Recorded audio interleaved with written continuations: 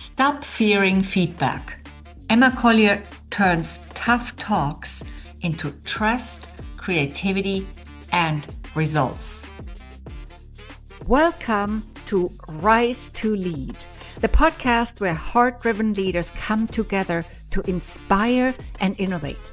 They will share actionable tips and insights that help you lead your team more successfully, advance your career or business as a leader, achieve greater impact, and experience deeper fulfillment.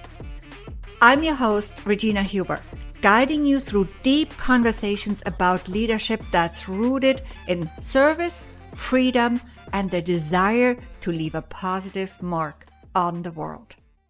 Welcome to Rise to Lead. Joining us today is Emma Collyer from Canada. Hi, Emma. Hi, great to be here. Yes, wonderful to have you on. Emma Collyer is the owner and principal coach of Aspire Executive Coaching, where she helps leaders turn everyday interactions into powerful two-way conversations that spark trust, creativity, and results. Known for her down-to-earth approach and energy in the room, she transforms tough talks into growth moments that bring teams closer together. That sounds amazing. I cannot wait to have that conversation with you about the tough talks in the context of feedback today. So again, welcome to the show, Emma. Thank you. And yeah, and what made you decide to become a coach? I'm curious. I'm a coach too, but everybody has different reasons. So why don't you share with us? Yeah, I guess it went, my history is a little bit back in time. So when I was in England, I worked in an organization. I had the opportunity to be coached, had never experienced it before, and was kind of blown away by how different it was to traditional learning and growth opportunities. And so from that point onwards, I was really curious about coaching, and I had the opportunity to train as a coach within that organization and coach peers across the organization, which I loved. And that sparked my interest. And so it's something I've been building to, and then culminating in moving to Canada, and then eventually setting my own business up where I'm able to do that every day. So yeah, that's kind of where it began. Okay, great. Yeah, you were lucky then because when I was in corporate, I did not have a coach. I had to all figure it out by myself, which, worked just fine, but it would have certainly helped to get some support, right? So, yes, let's talk about feedback today. That's a topic that I haven't really covered that much on my podcast yet.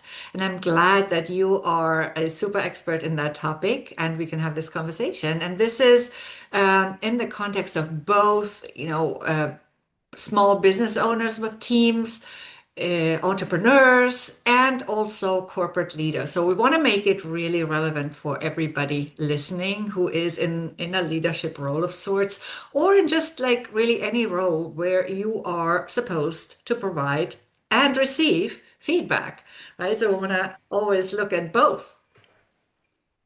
So my first question, Emma, would be, I have seen quite a few leaders struggle to give feedback that's both honest and also motivating at the same time, or inspiring is actually my preferred word.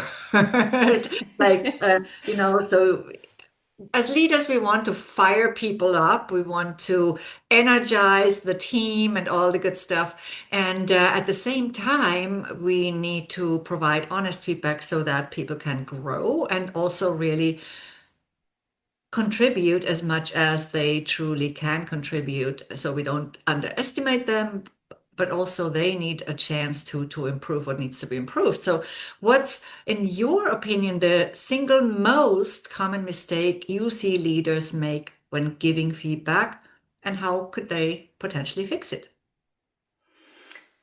Yeah, I guess there's a couple of things actually, but one of the things that often jumps out is people avoid doing it altogether because it's difficult and they're concerned about how the other person is going to react. They're going to be upset, so I'm just not going to do it. So I either avoid it or I choose to sugarcoat the message.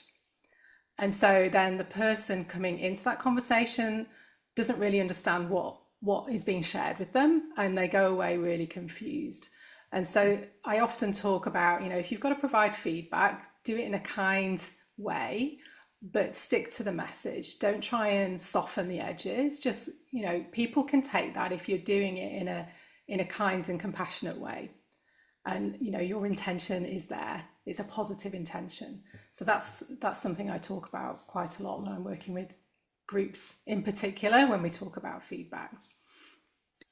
Yeah, I love the intention piece that you mentioned. Intention makes a big difference because it then comes, it's expressed in our attitude and in how we talk, right? If we really set the intention to bring this intention, so to speak, then it Yes. makes a big difference. And and oftentimes people forget about this. They think, oh, it has to be perfect, but it's not about it being about the message necessarily being perfect, although it should be clear, but really also about that human aspect. Yeah, absolutely. And I think, some phrases that I often share with clients when I'm working on this is, you can go into a conversation and start it off by saying something like, "Hey, I really want you to succeed on this project. There's just a couple of things that you could, improve that we can work on together, that's going to make it even better." So you're not coming in saying, "This is wrong, this is terrible." It's, "I want to help you. These are the things that I've identified that is going to make this even better. And let's have a look at that." So it's a very different feel to maybe saying, "You've done that wrong. Mhm. You need to do better next time." The intention and the kind of positioning is very different. And so people then receive it well, feel motivated by it, and want to do a better job. Absolutely. Yeah, it's a great way to start it. Another way I think could be also to also point out what's been done great, right? Or well, and then just start with Yes. that so that you set the stage a little bit. Well, we're going to go into more details in just a bit. I want to pick something up that you said earlier too about not sugarcoating. And there, I think there are some cultural differences sometimes, in different cultural environments as to what degree we actually might need to sugarcoat a little bit. Or maybe that's not the right word, but just to tone it down a little bit because Yeah. of the way people express themselves in certain cultures so that it doesn't come across as uh, too intense, right?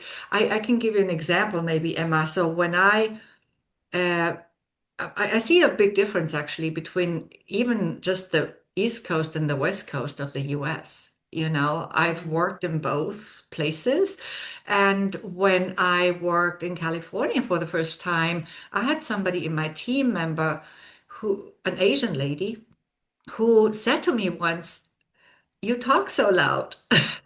Nobody had ever said that to me before.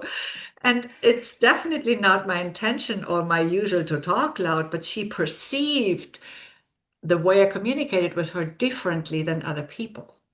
So can you talk to that? Mm. Yeah, it's a really interesting dynamic. And I think I'm working with an organization right now, and there's over 40 different countries represented, I would say, within that organization or thereabouts. And yes, you have to think about, how does that person want to be communicated to? There's a one-on-one conversation that needs to be had. What is normal for that person? To your point, saying that was very loud might not be very loud to somebody else. So what is normal for that person? What have they experienced? What is the kind of feedback mechanisms that they are used to? And that has come up a lot in conversations. Again, going back to the Asian culture, I've had a lot of individuals say, we're not used to getting positive feedback. I've never had positive feedback. It's always, you need to do better. And so they're always aiming for this kind of 100% achievement on everything. And then providing positive feedback to others doesn't come naturally.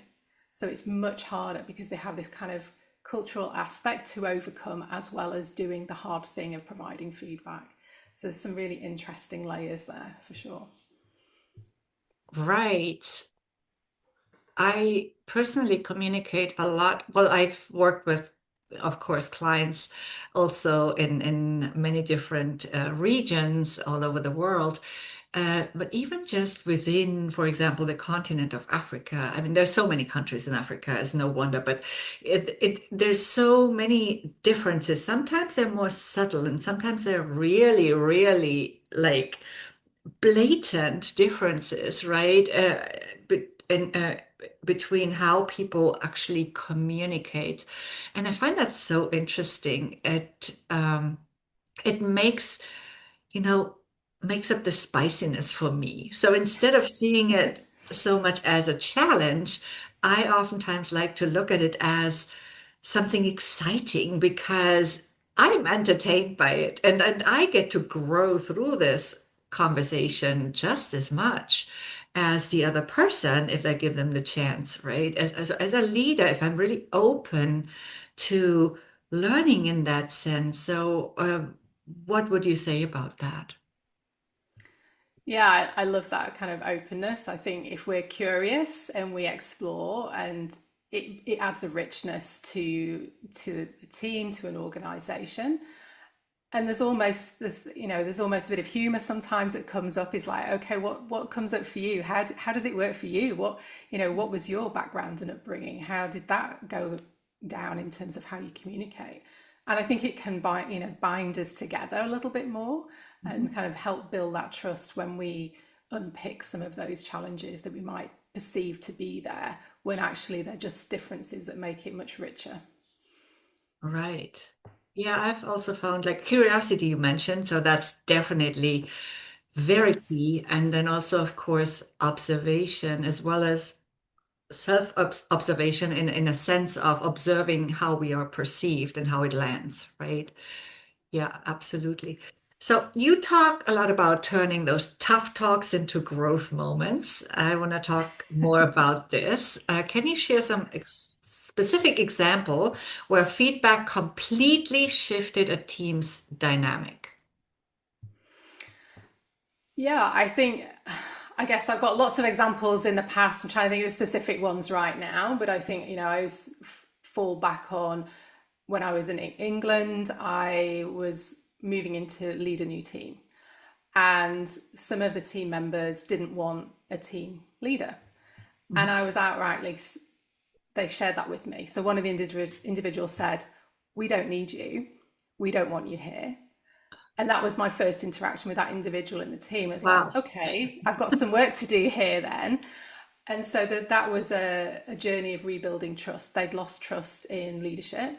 They'd lost trust in, management as a whole. And so my way was, building that two-way feedback. So exploring, okay, so what do you enjoy? What are the challenges? Rebuilding those relationships. But that feedback really turned things around. I was able to provide positive feedback that helped to motivate and inspire them. And they were also open to provide me feedback around what was good for them, what was challenging for them, how I could support them. So that turned everything around and positioned the team in a much stronger place going forwards, and kind of regained some of that trust in managers and leaders again. So it was yeah, that was an interesting experience. Yeah, you mentioned two-way feedback, right? Just like trust is a two-way street. We need to build it in both ways, and we also need the feedback in both ways to do that. And I clearly remember that when I was at the consulting firm and we did the 360 feedback process at the end of the year. I was always more concerned, not because I had specific reason to be, but I was somehow always more anxious about seeing my team's feedback than, the partner's feedback, although actually it was them Yes. who determined my bonus. But it was a combination of everything, right? But, I remember that I was like always a little bit, oh, what are they gonna say? Rather than because I think although we ask for it as leaders, people might sometimes be hesitant to give it because they might just not be quite sure about even just subconsciously about the consequences, you know? Yes, I think that often holds us back from providing feedback in a meaningful way because we are concerned it's not going to land in the right way, it's going to have a negative impact, the productivity or performance is going to decrease, and so we miss it out altogether. And Yeah. then what we often see, and I'm sure you've experienced this as well, is where problems don't get resolved, they get bigger over time. And so what would have been a small thing to deal with some feedback now has escalated to something much more significant in 6 months' time. And you've now got a really horrible mess to deal with rather than a small kind of, okay, slightly challenging conversation, but it would have been over and done with. So yeah, it's an interesting journey. Right. And this also, what you just described, Emma, also can easily happen when we only provide feedback once a year, right? At the end of the year, when it's review time or when it's whatever it is called everywhere.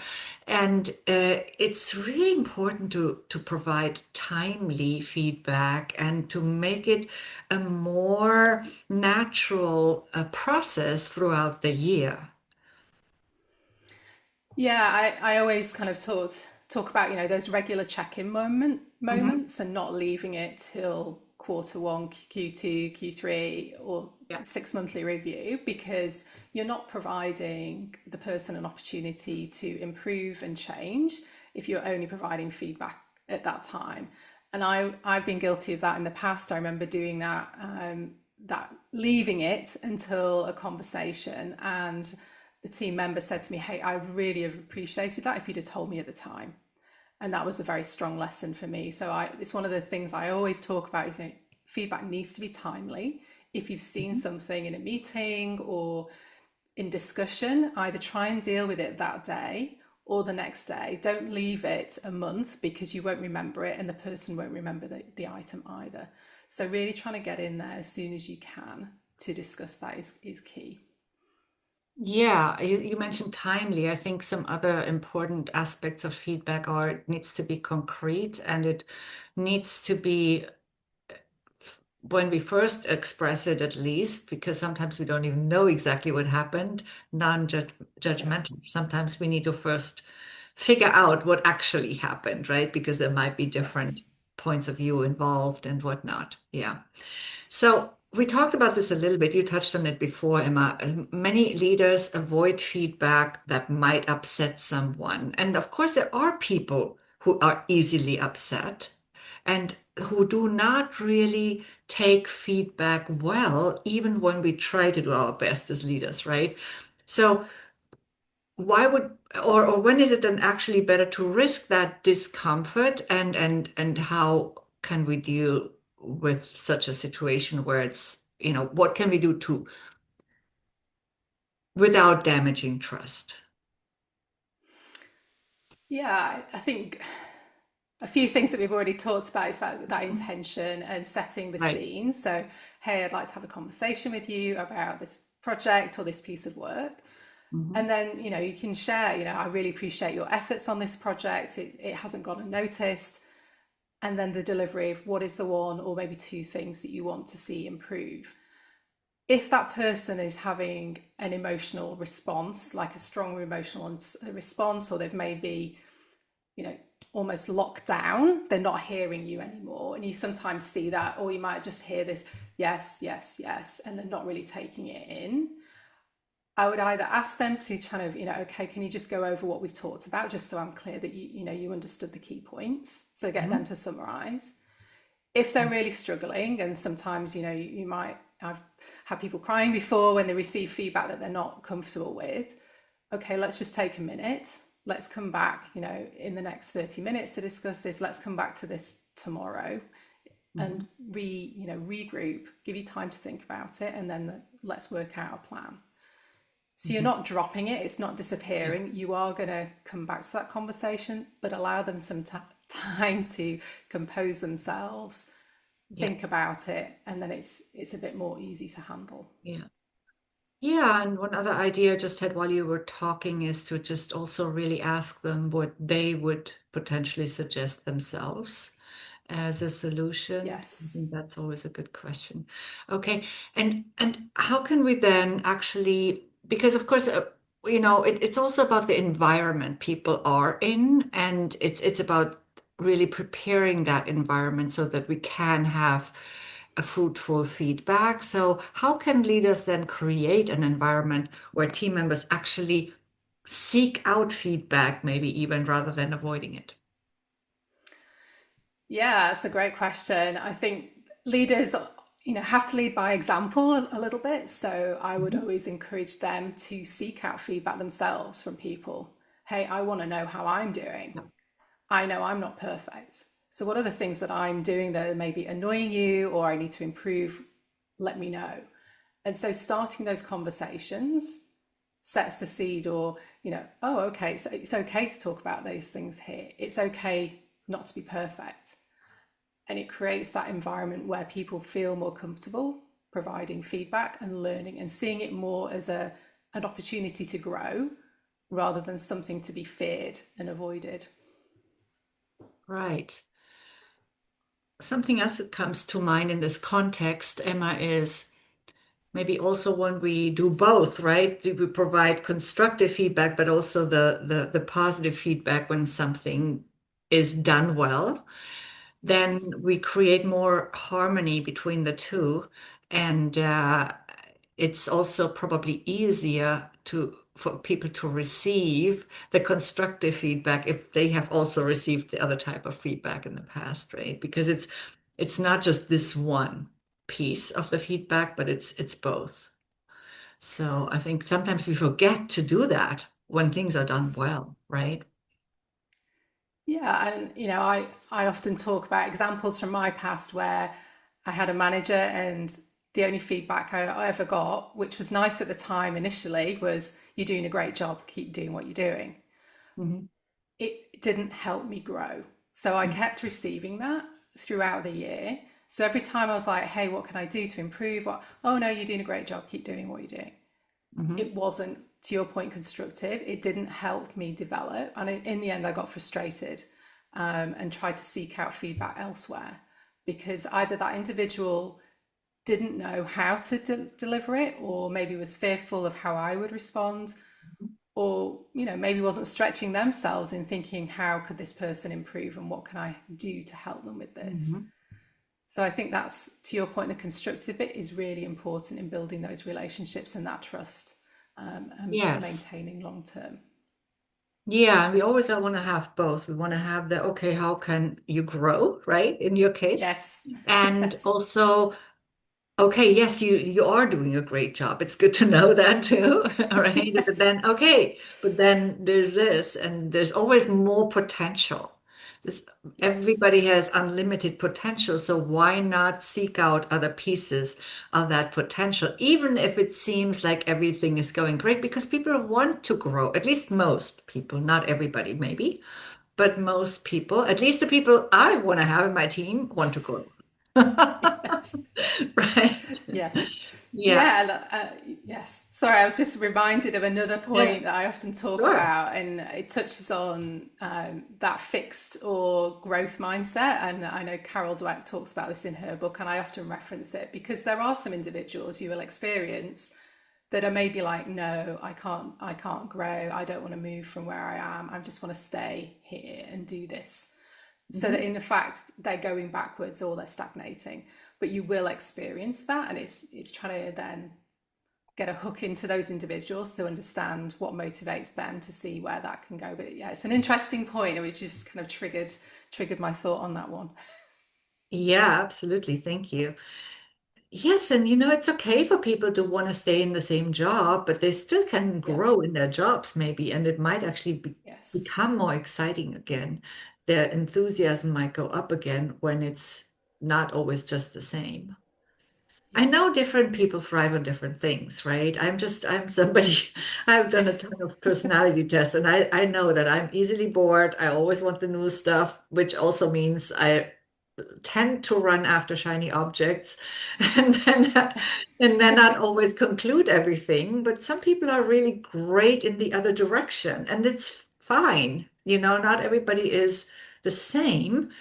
but that growth, I think, because desire is something innate in humans, I think there is actually uh, usually some type of wish to expand in some way, right? Even if it's not a different job or a promotion in a sense of a different role.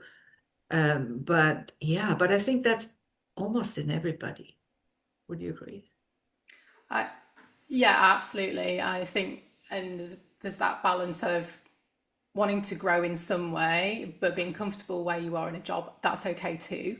It's Mhm, just how are you going to develop? How are you going to mhm, learn? What new skills might you need to acquire in that position as well? But mhm. yeah, I've not met many people who don't want to grow or learn. That's Yeah, very unusual. exactly. Yeah, exactly. So, how then, like, let's say we have somebody where feedback is ignored, even after providing feedback twice, it's just being ignored, or it's even maybe met with resistance. How do you go about that? Yeah, so really interesting one. I think I would be trying to have a one-on-one conversation with that individual to say, okay, let's put the cards on the table. So we've had this conversation before, been provided with this feedback before. I'm really curious from your perspective, what else is going on here that maybe I don't know about or you'd like to share, because we need to improve on this, but I'm kind of at a loss. And I would almost then collaborate with them on what is the solution here? How can we move forward? Because it brings them into the accountability piece. Often it's like a them and us. You're telling me to do this, I might do it or I might not do it. But when you're including them in what the solution might be, there's generally a bit more accountability or desire to do it. So I think that's where I would go. Absolutely agree. So also use inclusive language potentially, like, for Yeah. example, how can we make this better together? Right? That's always a great Yes. question Yes. to bring Yes. people in. Yes. And then really also listen to them. Really ask questions because sometimes it's just the approach that doesn't resonate. When, like, sometimes I think leaders too often, or managers, they too often just want to make a suggestion, but they have never thought about asking how that person would actually go about it if they had, if they could decide on the way, on the how, right? Yeah, I love that. And to your point, I always talk about asking questions, dig in, Yeah. what is the real issue here?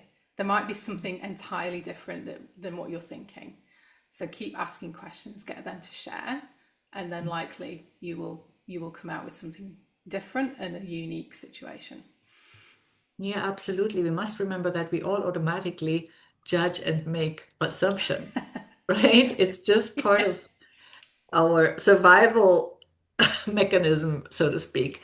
Yeah. And we just must remember it's nothing wrong with it, but just really question our own assumptions and conclusions when talking to people because we all have blind spots. We all do. Yes. And we also have our own emotions. And sometimes one of the emotions that comes up during those conversations is fear, fear of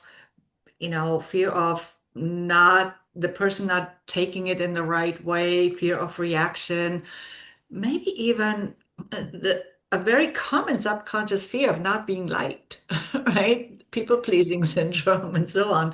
So, yeah, I think the more aware we are of these things, the better we can prepare for those situations too, and just be more present. Presence is such an underestimated leadership trait. Yeah, I love that. The self-awareness piece is huge, that self-reflection and going into those conversations with those questions. How am I going to show up to this meeting? What am I likely to believe before going into it? And the assumptions piece is huge. We can go into a conversation assuming X, Y, and Z, which is completely untrue. And so that two-way conversation, that exploration piece, that curiosity really helps then to build that relationship uncover what's really going on and leads to a far better solution going forwards. So yeah. Yeah, great point. Yeah, thanks for that. So some team members, as we know, respond better to feedback framed as a story or an analogy or something like that, rather than very direct critique. So, can you share any examples of creative feedback approaches that have worked in your experience? Oh, that's a good one. I often, rather than creative, I talk about providing the context and the background to something. So it has to be, I guess, quantifiable and real. So you can't come in with a vague, you did this. There needs to be an example. So, hey, Jane, when you were in that meeting this week and you were on your laptop the whole time, the client noticed, it wasn't, it impacted our reputation. Please don't let that happen again in the future. So you're kind of providing specific examples rather than the kind of vague, you need to improve on this. And the examples are key to people understanding what it is they need to work on, and gives you that credibility of the person providing the feedback also. Yeah. Yeah, and also if the manager or leader was not present themselves, right, then I think something that comes to mind is to not just say you did this because I don't even know. I wasn't there, but just saying, okay, it was brought to my attention, or can you explain what happened? So I think it's also really important to not just again, it's about assumptions, right? But also Yeah. about, okay, just taking somebody else's perspective for the truth against the person's perspective who I'm Yes. providing feedback to, because I don't even Yes. know. So really, I think we need to be really cautious, use caution in those cases. Yeah, for sure. I think particularly if we're not in the room, how did we know what Yeah. went on? So I love that kind of not making any assumptions, judgment, coming in with an open mind and just exploring. So what happened? Can you share that with me? What is your perspective on the meeting or the situation? And again, that's building that trust in the relationship between the two. Yeah, absolutely. So if a leader could only implement one radical change in how their team or the people in their team who provide and give feedback, how they do that, what would it be and why? Or the leader himself or herself, right? But if a leader could decide one thing that would change the whole dynamic in his team, what would that be? According to Emma Collier. One radical thing. I think just start doing it. I think we hesitate from having these difficult conversations, and I think there's lots of frameworks and tools you can use that are out there, and I have those kind of resources available also. But I think just taking those opportunities to provide that feedback and doing it in a positive way is going to have a huge difference. I think the longer we leave it and we don't do it, it has a negative impact. So I think being brave and going ahead with those actions is going to be the main key thing I would suggest. Right. And it's really like in all relationships, isn't it? Yes, yes, not Because just work. yeah, you have a personal relationship with a friend or your partner, then also the more you drag it out, especially when it's something that needs to be absolutely said, right? The more we drag it Yes. out, the harder it becomes, and the more it weighs on you and potentially also on the other person because they're already noticing something's not quite right, right? Yeah. So, yes, absolutely. Now, I have I once wrote an article because you said difficult conversations, right? Where I said, okay, what if we replace the word difficult already for the leader? Because sometimes we put additional weight on a situation by labeling it something. So what if we even, replaced that word with something else and took a little bit of weight out of it and not call it a difficult conversation, but even just a conversation? What do you think about this? I love that. And I think that also speaks to another piece that comes up, triggers. So the weight of a word, even the word feedback is a trigger for some people. Mhm. So just taking away those words that maybe have other meanings for people or other way is huge. So I absolutely love that. Let's just have a conversation. Mhm. It Yeah. feels so much easier than let's have a difficult conversation. It's like, oh, I don't know, that feels really unpleasant. Yeah, I would never say that to the person, but even to myself, Emma, oh, Yes, I'm going to have this difficult conversation. That means it's going to be difficult. yes. Most of the time it just like it's you know, it's like being prepared for the worst but expecting the best when it's Yes. right. Yes. So, yeah, I go into it and say, okay, I'm open to any possibility because there's not just a couple of possibilities and not just those that I'm thinking of right now. Maybe the outcome is completely different, and I'm open to that desired outcome in a way. So yeah, sometimes I think we're making our lives hard by using language that makes it hard, makes them hard. Uh, Yes. not Yeah. just as a side, but it could Yeah. be still really helpful to some people. So. What are can you think of any other practical ways to give feedback that spark creativity and innovation rather than defensiveness in people?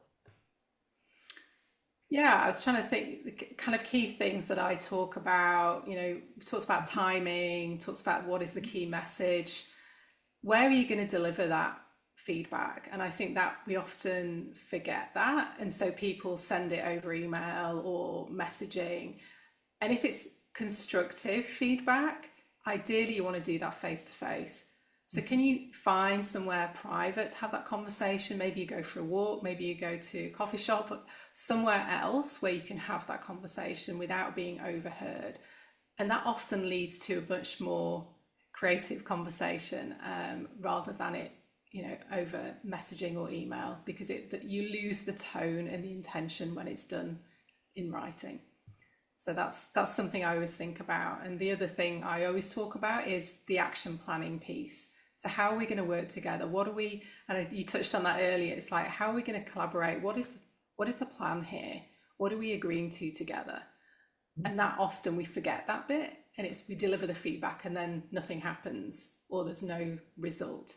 It's because we haven't built in that action planning piece also. So yeah, that's something I would consider. Yeah, that is super important. Absolutely. And yes, and about the location, of course, sometimes we have to do it virtually, right? But it's always better Yeah. if we have the possibility to actually do a video call. Nowadays, that's easier than in the Yes. past. So we can choose that over a phone call when possible, right? And I think that makes already a big difference because it's just easier when we can see people. It's also easier to interpret their reaction and to understand their reaction and play with that again with presence, right? And then continue the conversation in a meaningful way for both. So yeah, I love that you mentioned the location and the where and the how. In writing, ooh, that's always a tough one, right? Because I mean, for feedback of, oh, this went great. It's easy in writing to Yes. get the right tone or to get the tone right. But but for the rest, not always so much, because also people will read it in different, maybe in a mood that's not the same as ours, right? And then different people are Yeah. different. So anyway, great point. Now, um, how can leaders then ensure that feedback flows both ways? So top down, bottom up, or in all different directions horizontally without feeling forced or awkward? And how do you ensure that? I know there are processes, of course, in large companies, but let's just also talk about maybe, smaller environments where maybe not everything is as regulated or as structured. So what would you suggest? Yeah, I think, particularly smaller organizations, I was even thinking of myself here, working with one or two individuals, you have those opportunities on a weekly basis to have a conversation. So use those as opportunities to say, hey, what's working for you? What's not working for you? What would help you in what I'm doing? How can I improve in this interaction? And just open up that discussion, because there might be things that you're completely blind to. I know I do things which I'm sure annoy other people in terms of those interactions. Find out what it is, because you're going to be able to then have that two-way conversation. It's going to be much more productive. So it's Right. not looking for those milestone moments Yeah. necessarily. It's building up in a daily or weekly basis those conversations. Right.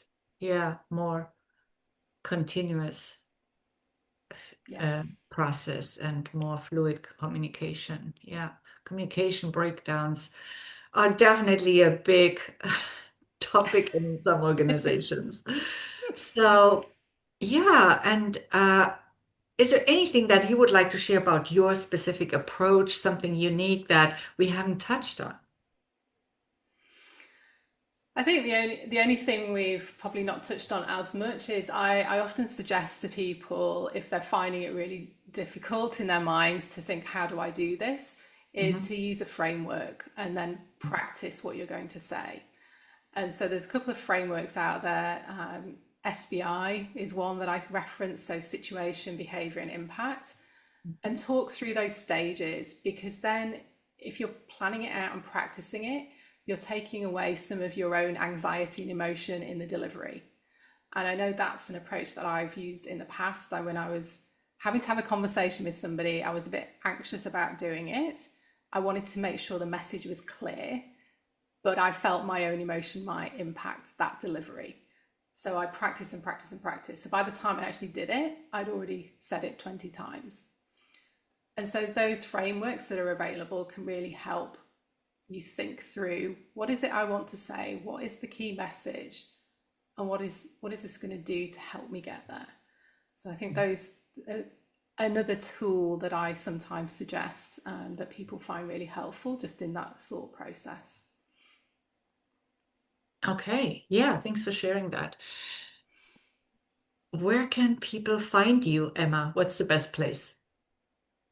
Yeah, so I have a number of free resources. So I talk about feedback frameworks, a bit of guidance, and I have a video. So needmoretrust.com is where that all those resources are, and that will also take you to my website. So there's a lot of different pieces on there. Okay, great. And I'll definitely add that to the description of this episode.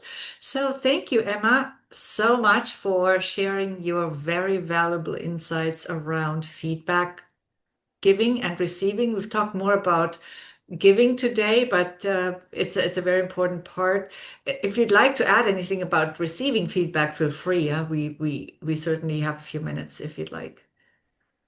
I just noticed that we've touched a little bit less on that part. Yeah, I think with receiving feedback, there's lots of different pieces that we can touch on, but it's some of the key things I talk about is believe the intention is positive if you're receiving it. Ask questions. So if you don't understand something, ask questions. Don't go out of the conversation confused about what's been said. If you've been given a long list of improvements, because sometimes that happens, Mhm. get the person to be specific. So, okay, you've given me 10 things. What is the one or two things I really need to focus on? What are the priorities here? And Okay. then I talk about, again, emotions. If you feel you're getting emotional, or you're locking yourself down, you're not listening anymore, give yourself some space and say, okay, I need to just take myself away and think about what you've shared with me. Can I come back to this conversation later today or tomorrow? I want to hear what you said, but I just need to process this. So I think we often don't do that, and then we kind of come out of a conversation and we can't remember what was said. Right. Right. Because we These are stopped great points. listening. Yeah. Yeah, I'm glad I asked again because I definitely need to bring a little bit more of that side in too. So, yeah, thank you for adding that, Emma, and for sharing all your other really valuable and insight-rich contributions today. And to all listeners, thanks for tuning in again and for sharing this episode with your friends and your colleagues, anybody who might benefit as well. I think everybody does from this topic. And also check out some other episodes. You'll find some awesome tips from my guests. And thank you again, Emma. If something in your leadership feels off, or you're ready to lead with more ease and authenticity, let's talk. In a free 60-minute Lead and Thrive session, we'll cut through the noise, get honest about what's really going on, and map out your next bold move. No cookie cutter, no surface level, just real clarity and the freedom to lead as you. Spots are limited. Go to transformyourperformance.com/Lead Thrive session to grab yours. Lead like you mean it.